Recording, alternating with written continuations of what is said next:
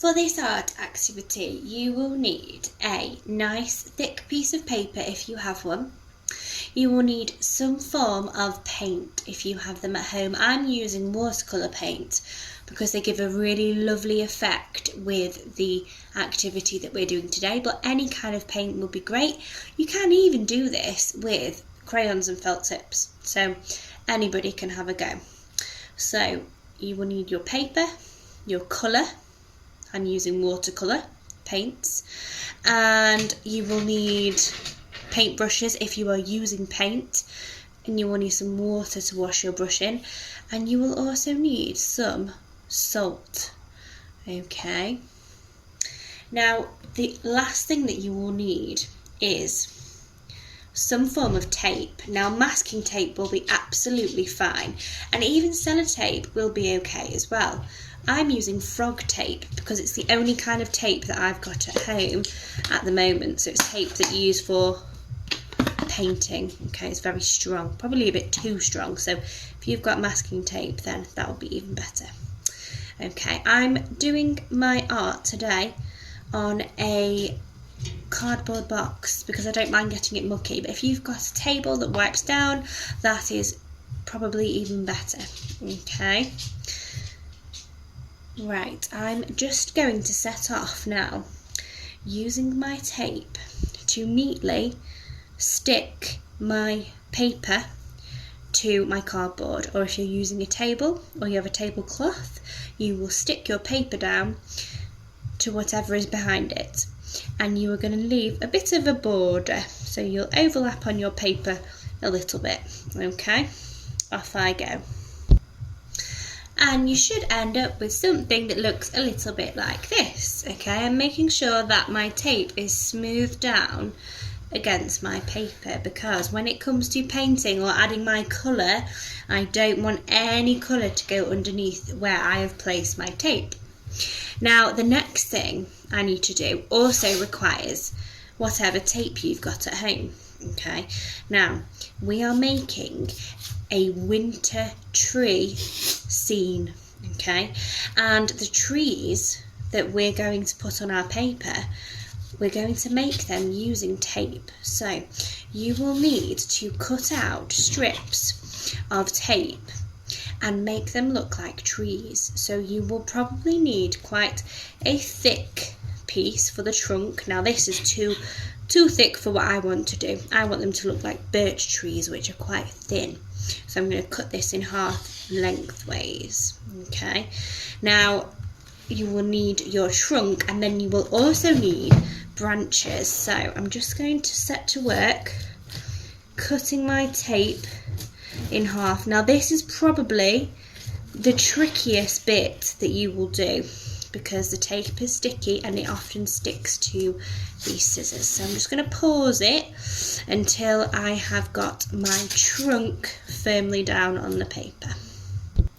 Okay, so I've ripped my tape in half, so it's a bit thinner, and all I'm doing is sticking it all the way along my paper from top to bottom. Now to make my branches for the tree, I'm simply going to just rip up bits of tape, and it doesn't matter if they're a bit messy, because branches aren't all the same size, are they? There are lots of different sizes. Some are long, some are a bit thicker. Okay, so I'm going to put some on each side. I'm just going to rip them up however I like. Okay, and now I'm going to make a moon. I would like to do a crescent moon, so it's not going to be a full moon. So I'm going to make that with my tape, and I'm going to need to cut out a moon shape of my tape to stick it down. Okay. Okay, so I've cut out a crescent moon. I'm going to stick it up here where my sky would be. Okay, now this is really similar to when we did the animals, the Ice Kingdom animal silhouettes, okay, because when we add our colour, it is not going to go underneath wherever our tape is, okay? So once our paint or whatever you're using has dried and you peel off the tape, whatever is underneath it should be whatever colour your paper is. Mine is white, so I will have a silhouette where my tape has been, okay? And I'm not going to add any leaves or anything to my trees because I want it to be a winter scene. And it's winter at the moment, and you'll notice that all of the trees are bare. There are no leaves on the trees, so that's what I want my trees to look like. Okay, so I'm going to just carry on and add a few more trees to my winter scene. Okay, so I've just about finished my trees made out of masking tape, and I'm just going to add a couple more bits of detail with my tape, so make a few more branches. And I'm not worrying about how big or how small they are because I know that branches come in all different shapes and sizes. Okay, I think I'm about done. Now, I'm happy with that. Now don't worry if yours looks different to mine. You might want to do different types of trees. I'm doing birch trees which are quite thin and tall and have lots of spindly branches coming off, but you might want to do a bigger tree. You might want to do an oak tree, which is a really, really thick trunk, and the branches will be further up near the top, not at the bottom. Okay, but remember that they are winter trees, so they won't have any leaves on unless you've decided to do an evergreen tree, like a Christmas tree, like a pine tree. Okay, now the next thing is the most exciting bit, and I'm so excited for this part. I need to add my colour. Now, my winter scene is not only set in a forest, it is set in a forest at night time. So I would like to use cold colours, cold dark colours. So it's not going to be sunrise. I'm not going to use warm colours like pinks and oranges and yellows for a sunrise or even a sunset. It's going to be dark, okay? It's going to be dusk, in fact. So I want it to be just when the sun has gone down, night is falling, and my sky is going to be blue. Okay, so I'm going to select my blue colour. Now if you're using crayons, get a blue crayon or felt tip. You might want to use a slightly darker blue. It's up to you. Now I'm going to add my water and mix the light blue and the dark blue together, and I'm simply going to apply it to my page. But one thing I've forgotten is I must make sure that all of my pieces of tape are stuck down firmly so no colour can get underneath them. Okay, so I'm just going to double check that I've done that. There we go. Here I go. I'm just going to go all the way over because it's watercolour that I'm using. It is quite watery and it spreads very easily. I'm going to wash all the way over my tape, and I'm going to keep adding lots of colour. Okay, so it's quite light at the moment, but I think I want it even darker because I've said it's going to be night time, so I'm just going to go ahead and dip in with my darker blue. There we go, make it look night-timey. Lovely.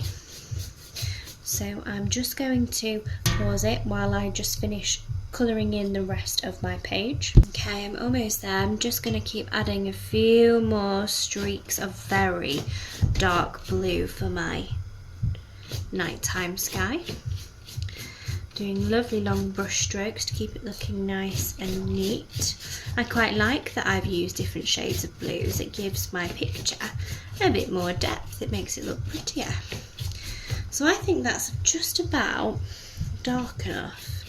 Just add a few more streaks of very dark blue. Now what I'm going to do next is probably the most exciting part of our art lesson today. Now you might have been wondering earlier what on earth I was doing with some salt for an art lesson. Well, this is where we use our salt. Okay, so this will only work if you're using paint, specifically wet, very wet paint like watercolour, but you can give it a go with whatever paint you're using, it won't hurt.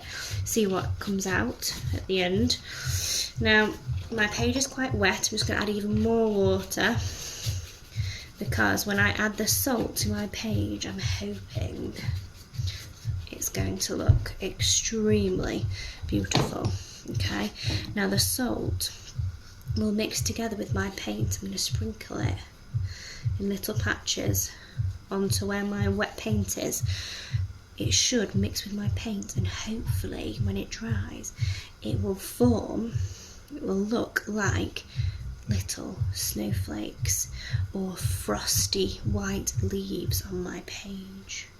So there we go, I'm going to leave that there and I'm going to let it dry, and then I will show you what it looks like when it's dry and I've peeled off my bits of tape. Okay, so it's more or less dry now, so I'm just going to sweep off my salt.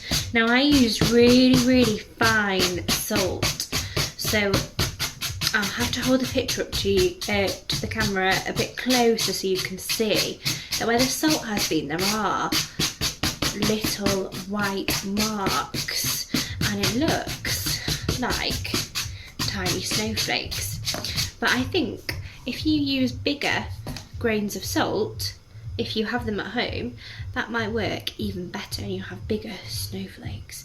But it has made it look quite cold in the background with the dark blues and then the bits of white, almost like a harsh cold winter wind is blustering through my trees. Okay, so now is the exciting part. I get to peel off all of my tape. So I'm going to start with my trees first. Okay, here they go. They might come off all in one. Wow, that looks so cool. Let's have a look at the next one. Whoops, I think I did that one a little bit too quickly. Might have to do some more sticking on this one. Oh dear. Note to self, don't do that. Let's have a look, that one's not worked very well. Let's see if this one goes a bit better. Yeah, there we go. Be much more careful when you're peeling them off than I have been, and you will get a much neater result. Let's have a look at this last tree. How's it looking? There we go, that's better. So apart from my tree in the middle that went a little bit wrong, I'll have to correct that with my paint. The other ones have gone pretty well. Now let's see what my moon is looking like in the sky. Oh, beautiful. I've got to be very careful when I take mine off. I think it's because I'm using very strong tape. Okay, oh, beautiful. So, apart from my tree in the middle, looks very cool.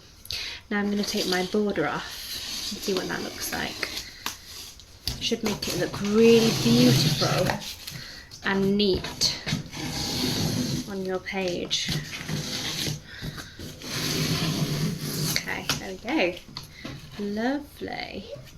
I might have to do a bit of extra painting on my page to just correct where I've ripped my tape off too quickly. So I might have to get my paintbrush and paint here to make it look a bit more like a tree. But you guys will hopefully not make the same mistake that I have made with mine. But it does look, I don't know if you can see, absolutely beautiful up close. Lovely winter scene there. Now what I might do is get my paintbrush and add in more detail.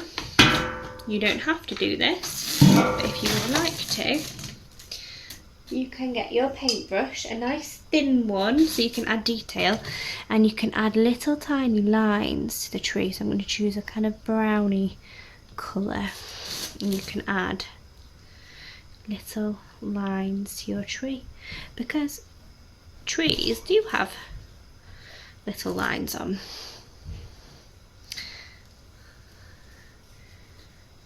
We know that when we cut a tree down we get little rings, don't we? in the middle to show how old a tree is. So on the bark you will see lots of little lines, okay, and it just makes it look a bit more effective, a bit more like a proper tree.